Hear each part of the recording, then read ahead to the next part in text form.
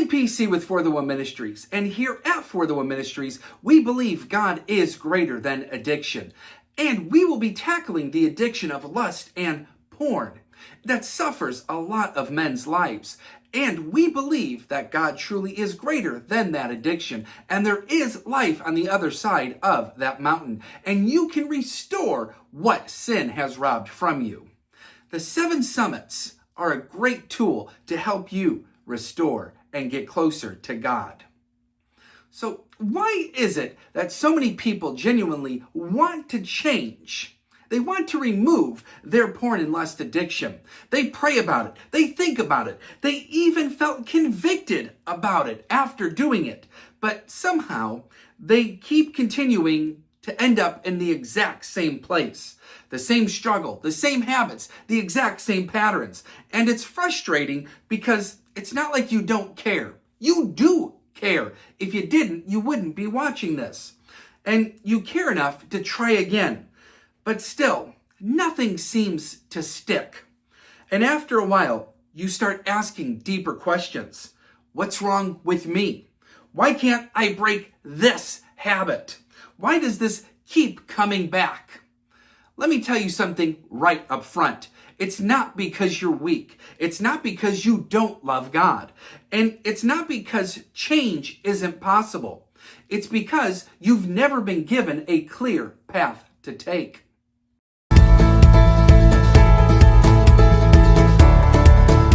Most people believe change happens through effort. So they try harder. They go all in for a few days. They get motivated. They start making strong declarations like, that's it, I'm done, and I'm never going back again. But here's what happens. Motivation fades. Emotion drops. Life, it begins to hit hard. And suddenly, you're back in the same place you just swore you would never return to. And that's where discouragement sets in. Because now it's not so much about the struggle with porn and lust, it's also about the disappointment in yourself. If effort worked alone, you wouldn't be stuck. The issue isn't that you're not trying and not trying hard enough. The issue is you're trying without a proven structure to get you from where you are now to where God wants you to be. And you're trying to win a battle that you were never meant to fight without a proper strategy to guide you along the way. So instead of telling people to try harder, we built something different. We built a path, a process, something we like to call a climb. And that is where the 7 summits begin. Because real transformation, it happens in the right order. Think about climbing a mountain. Nobody just appears at the top. You don't skip certain sections. You don't jump up levels. You don't sprint all the way at full force. You climb. Step by step, stage by stage, decision by decision, and choice by choice. And if you skip something, if you skip a step, if you skip putting your foot in just the right spot, well, the climb becomes unstable and you slip. You don't change your life all at once. You change it one summit at a time, one movement at a time, one choice at a time. And here in the 7 summits, we, in this video, are going to walk through them step by step together.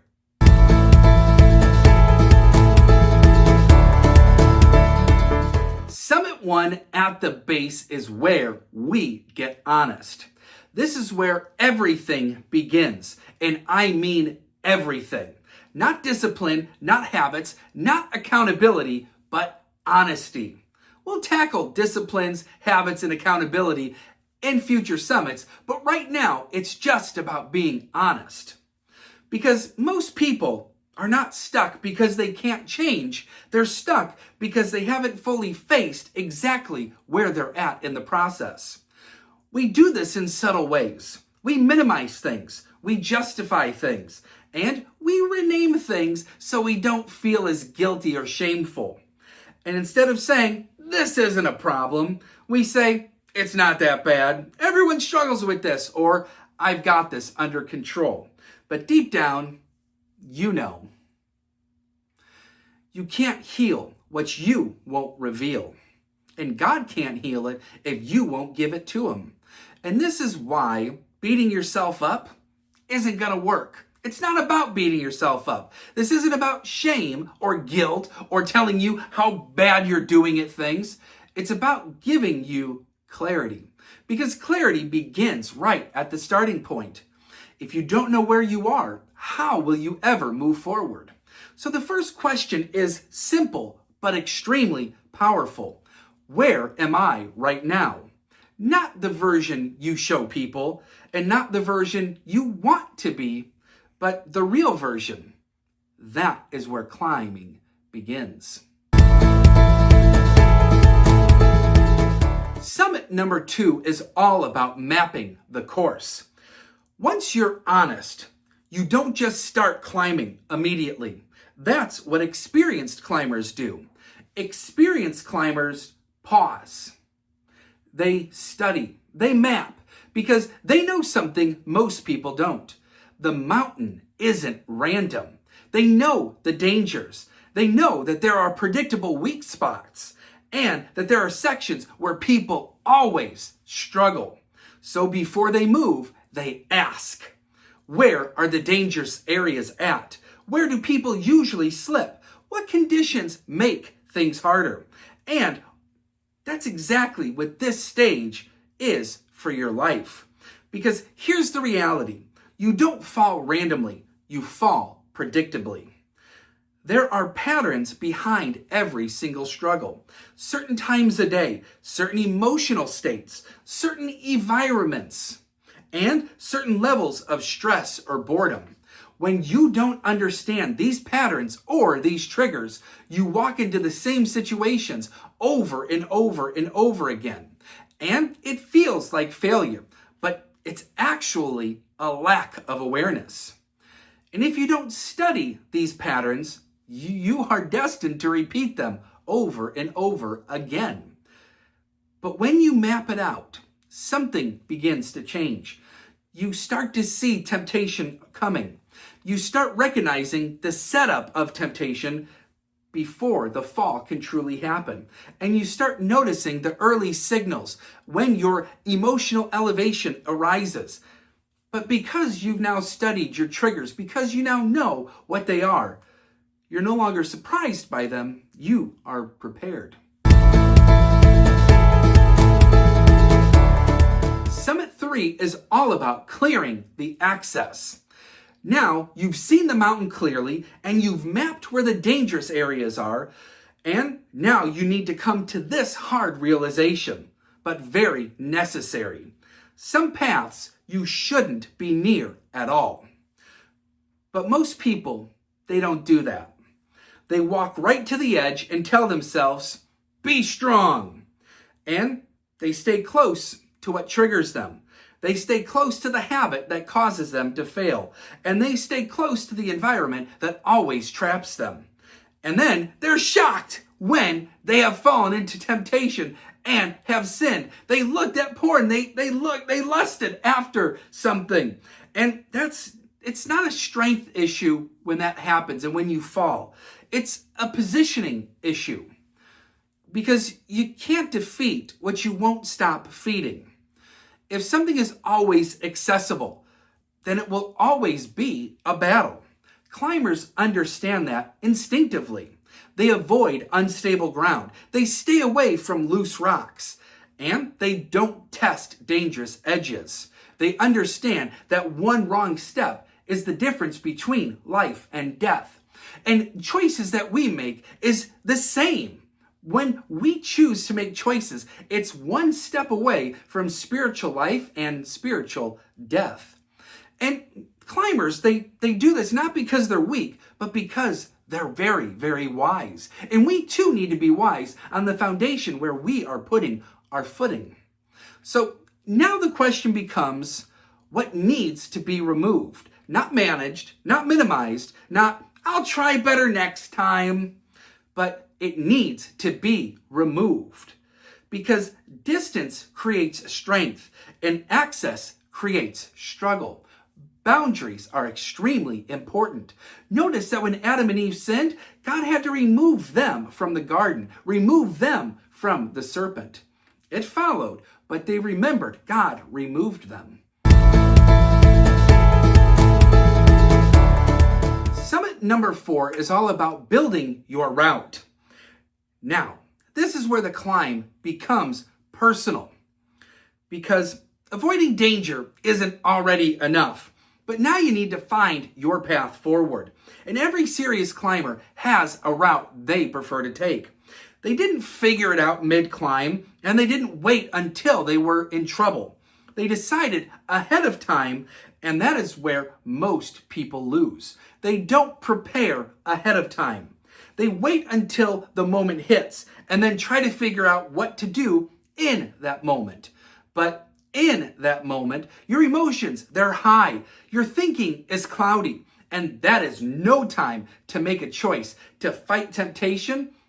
And if you don't fight it, well, then you'll succumb to sin. Because the truth is, you don't rise to the moment. You fall to your preparation or lack thereof. So you pre-decide, when this happens, I'll do this. Not, I'll try. Not, I'll think about it. Not, I'll just do this instead. What you need to do is you need to leave. You need to shut it down. You need to call someone and change up your routines and set up new boundaries. No hesitation, no negotiation. Because in that moment, delay means defeat and preparation is power. So have a way to get out of temptation and be able to spot it a mile away. Summit number 5 is about adjusting the course. Here's where many people think they've fixed it. They've removed something and they've created distance. And for a moment, it works. But then suddenly, they drift back. They fall back into the old patterns. After doing so well for so long, they drift back. Why? Why do we do that? Because they didn't replace what they removed. And if you don't replace it, you'll return to it. Your life doesn't operate in empty space. If you remove a habit, something else needs to take its place. Climbers, they understand this. They don't just avoid obstacles, they adjust their route. They redirect, they re-engage, they keep moving forward. So instead of saying, don't do this, you need to start saying, do this instead. So what do you need to redirect? You need to redirect your habits, your time, your energy, your focus, your choices, because your life moves in directions that you give it. If you say, I'm going to do this, guess what? You're prone to move to that place. If you say, I'm not going to do this, then you will avoid those places. But you need to be consistent about those habits and those life choices. I recommend, since lust in porn is driven by dopamine from your brain releasing a chemical, do more active movement. Go outside more. Find a treadmill, lift weights, replace it with something, but replace it with something that pleases God. Summit number 6 is all about following the path. And this is where most people begin to lose energy. They get excited in the beginning. They're excited. And of course, the end is so rewarding. But right here, where it really begins to take shape, is where we become repetitive. We make the same decisions we used to. We go back to the same old habits. And we follow the same old steps over and over again. And in this repetition is where most people quit. Not because they failed, but because they got tired. Consistency is what turns effort into transformation. You don't need a perfect climb. You need a steady one. Step by step, day after day, choice after choice. Climbers, they don't rush. They don't sprint.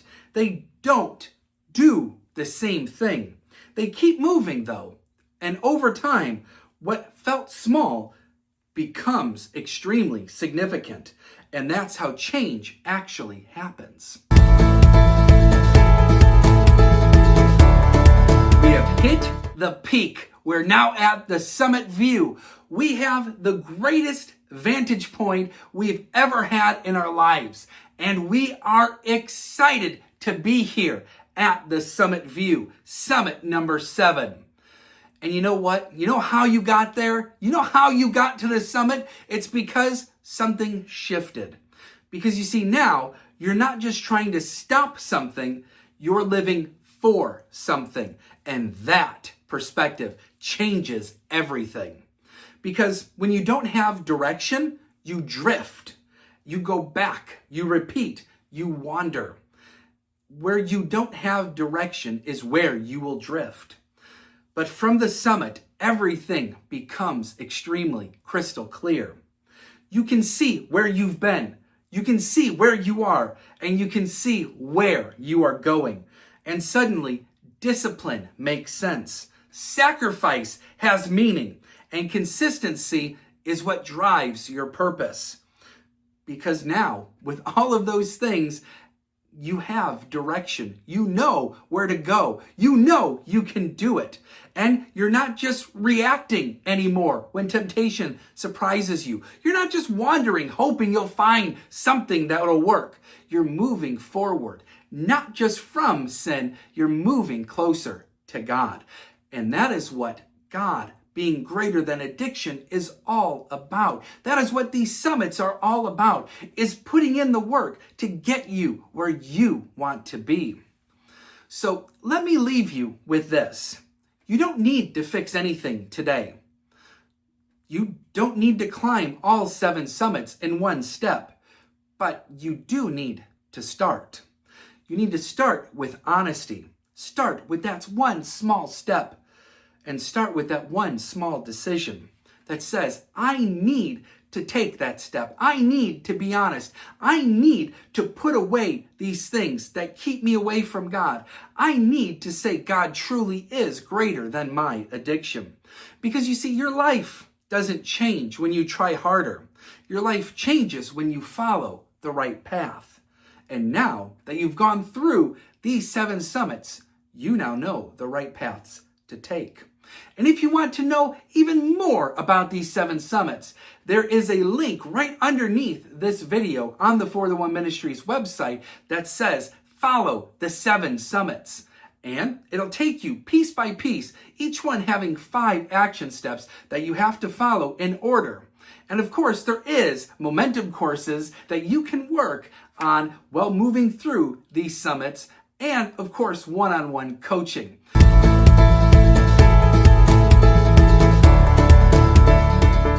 If this video has helped you and you would like more guidance and help, please schedule a free 15-minute clarity call to help you achieve victory and soar to the summit faster and remove lust and porn addiction out of your life and restore what it has robbed from you.